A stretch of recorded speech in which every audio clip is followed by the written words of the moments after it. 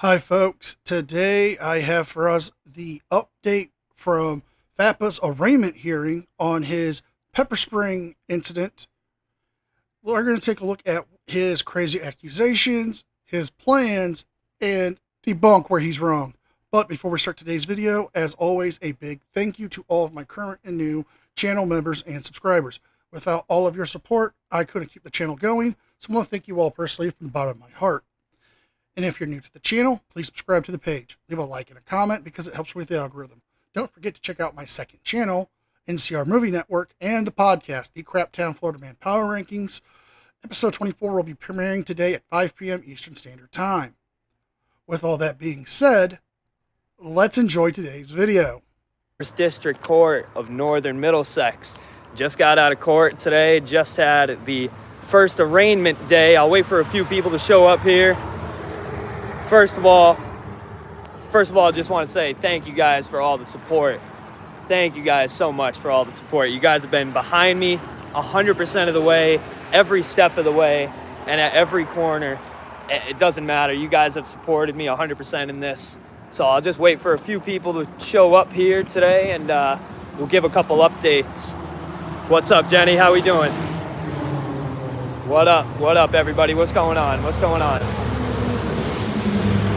Sorry, don't got my normal mic set up here with me today.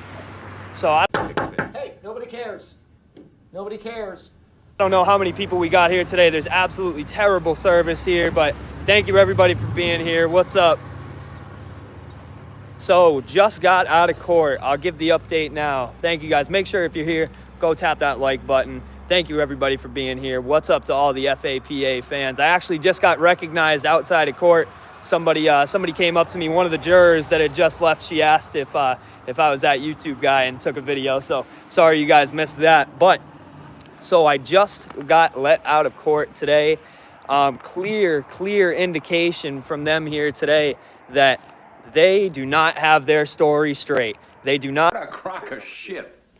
Have you ever heard more bullshit or drivel coming from somebody who's not even the president? Not have the story straight at all. They don't even know what to say because today was the arraignment date.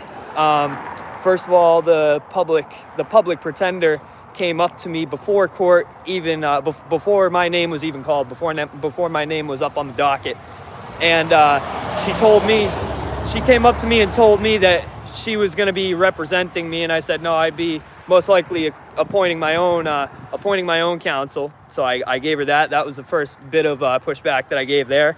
Then the first thing they did was try to redact all this guy's information from the record and from the sheet. So from last update, he told us that he was going to get a lawyer to handle this case. Now, he had all weekend to try to retain services of a criminal defense attorney, but he hasn't. So the public defender was there to make sure he had representation at his arraignment, which is his constitutionally protected rights. But if he doesn't want to use the public defender, he should have had his own lawyer. The second thing he's bringing up is the victim's information was redacted. Well, that's common practice in a lot of cases, especially when it's criminal assault cases like this one. So I told them that, in the case that I do hire somebody or I do it myself, I don't know. I'm pretty sure I'm going to be hiring somebody here this time. This is a serious thing. But they tried to redact all this guy's information. So first of all, I don't even know what the statutes are. I'll be posting a picture on the community today. I don't even know what the statutes are that they charged me with. Shenanigans. Shenanigans. And we're calling shenanigans, folks, because FAPA actually does know what he was charged with. He knows what the statutes are. Due to the fact of when he was arrested, they would have told him what he was being arrested for. When he went in front of the judge to get his ROR, they would have told him the charges. He is currently facing 3 charges: assault with a deadly weapon, assault and battery on a person 60 years or older. These are all serious charges. 2 of these charges are felonies. And if he is convicted and gets the maximum sentence, he could be facing upwards to 15 years in prison. So the simple fact of him trying to lie to everybody and saying he doesn't know what they're trying to charge him with is utter shenanigans. It just said assault and battery, assault with a dangerous weapon, and 60 plus, not even anything outside of that. So no statutes were given. I was given 0 time to prepare. The public pretender tried to talk for me and, tried to just let their motion to redact all his information go. She just said, oh, no, he doesn't have a problem with that. I said, no, as of right now, until I hire an attorney, I'll be representing myself. That's just stupid.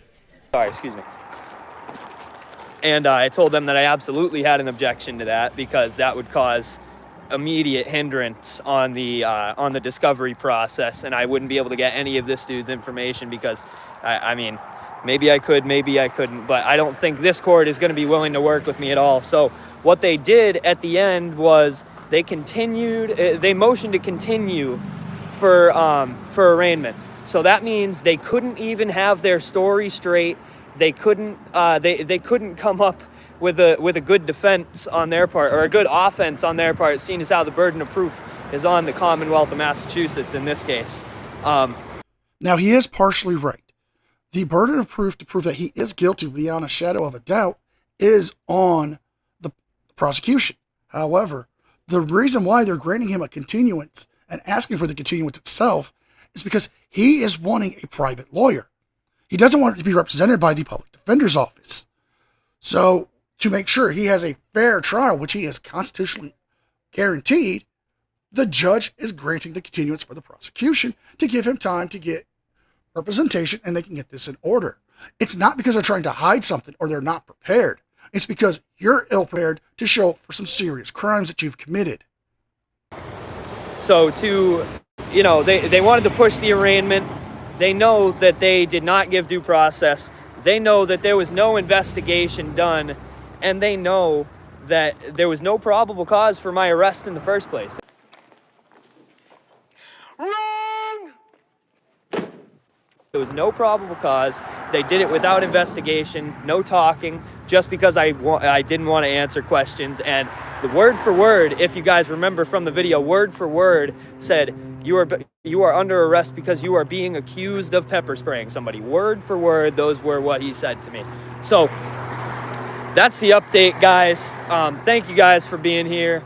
I do, as of right now, I just have a court order as part of my bond stipulations to stay away from this dude. So thankfully I do have his name now.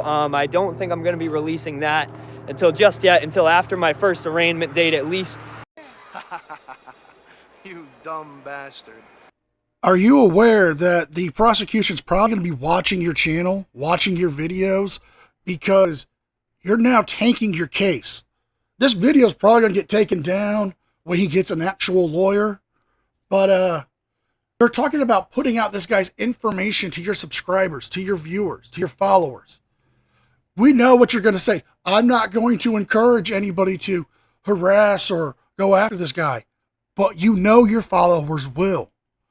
This is going to tank your bond conditions. You're going to end up getting arrested when your followers harass this man because you don't like the fact that you're going to jail. To see if they're going to drop the charges, which would end up ultimately being the smartest thing that they could do in this case. So we'll see how they carry it from here. We'll see how they carry themselves. But so far, it looks like they're running and tucking tail and being real scared and can't come up with the story. It's really funny. I don't know how, if they wanted to continue for arraignment today, but somehow they didn't have the story and everything and all the people set straight today, but somehow they were able to effect an arrest on the 21st, Friday. Is this just a genetic thing with you? Is it congenital? Did your mother drop you on your head when you were a baby? At around 1:30. So it's very amazing to me that they had their story and their facts straight then at the time of the arrest, but now in court, all of a sudden they need a continuance. So very, very interesting. You guys can take of that what you want, and you can think of that of what you want, but I know that looks like to me that they are very scared. They don't know what the hell they're gonna say, and they don't know how they're gonna refute my evidence, my cold hard evidence. And in Massachusetts, very different from any other state that I've dealt with, a complainant does not have to be somebody who's an eyewitness, a first-hand eyewitness. This can be somebody who is receiving facts or being told under oath. So basically, taking it back to the Salem witch trial days, if you swear under oath and you're on their side, they're not going to prosecute you for lying. Now, you had so much time to go to Salem and watch one of the witch trial tours, or you could have just paid attention in high school. But that's not how the witch trials actually worked. And it doesn't really incorporate the witch trials of Salem, Massachusetts to the current legal system we have now.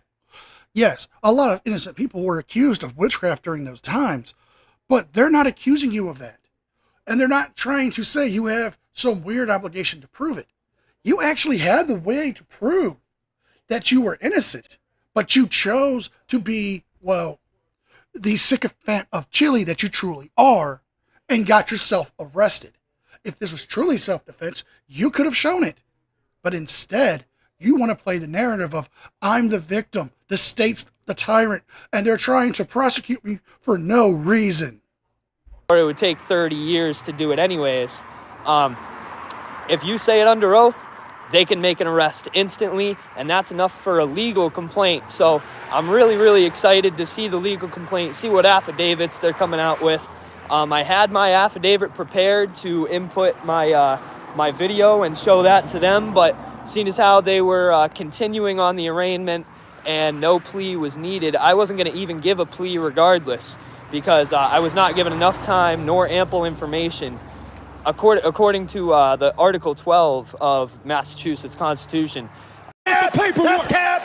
Totally cap. That means lie. I'm paraphrasing here, but you have to know any and all information about the charges before you can talk and give papers and accuse yourself and incriminate yourself. So I was not given ample time, nor was I given ample information, nor was I given ample anything about this case. So I couldn't plea against myself. There was no way I was going to plea against myself that date. I was asking for a continuance regardless, but I know the plea would be not guilty anyways, but I wanted to show that I know what the court process is here too, and that they're not going to... You sure about that?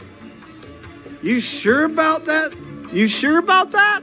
I'm not going to be the one that they take advantage of with this court process. So we'll answer comments here for a few minutes.